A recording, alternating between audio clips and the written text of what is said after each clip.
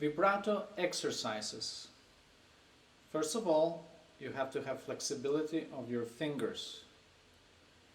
This is an exercise that you can do on both hands to get flexibility in the right hand as well. But for left hand, this is very important. This is step number 1.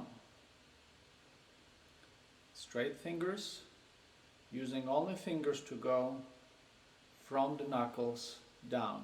Remember, the wrist does not participate in this motion.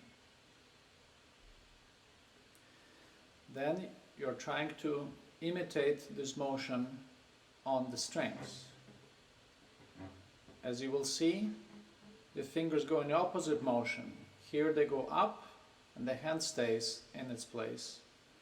Here the fingers go, they bend, and the hand is doing the motion. As you see, my elbow and my wrist move together. Vibrato is in the arm, in the forearm. This is the motion for the vibrato. But of course, that way we'll be just sliding around. So we need to focus on the pitch by allowing the fingers to bend a little bit. This is step number 2. Step number 3 is trying to get this motion on a single pitch.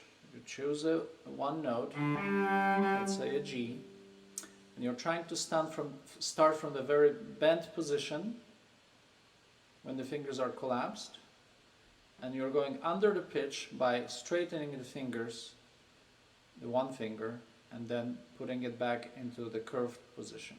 Straight position, curved position.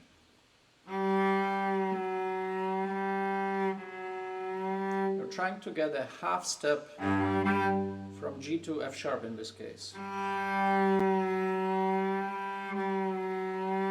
The path of the finger can be a little bit more straight or a little bit more diagonal.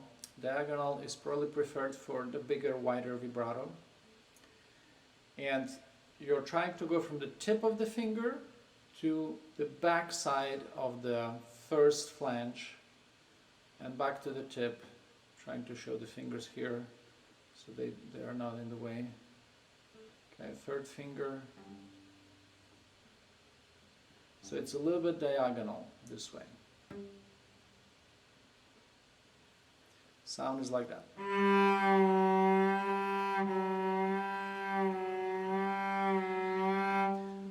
Notice it's arm, the whole arm is moving again, wrist is not moving, the fingers are bending.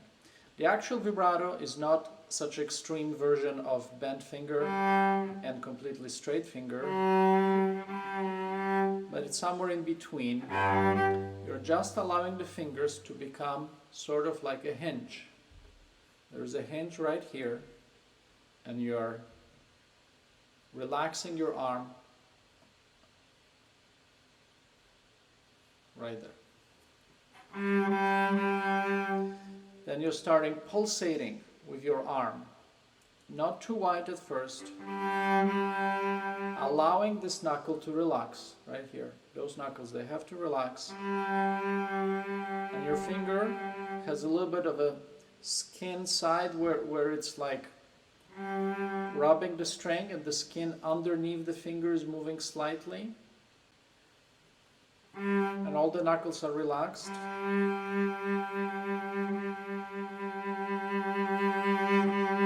And then you're getting the vibrato motion.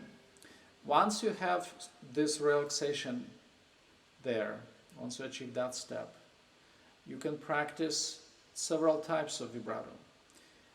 You need to practice vibrato by doing different rhythms, like so. You start with the quarter notes. On the top of the pitch and the bottom of the pitch is one quarter note.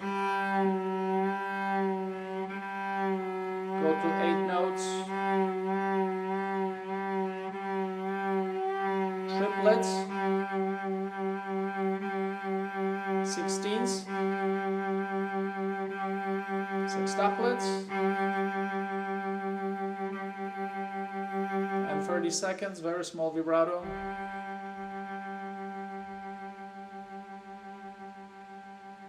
So as you see, the smaller the frequency of the vibrato, the faster it is, or the opposite. The faster it is, the smaller it becomes. Every pitch will have a little bit different size of the vibrato. Low notes like to have slower pitch vibrato. High notes like to have faster vibrato. You have to find what works with the frequency of the pitch and the frequency of the vibrato. Then you're practicing the width of vibrato by itself, which comes with a crescendo effect. If we start with non-vibrato, and we start increasing its width, you will have a very nice crescendo effect.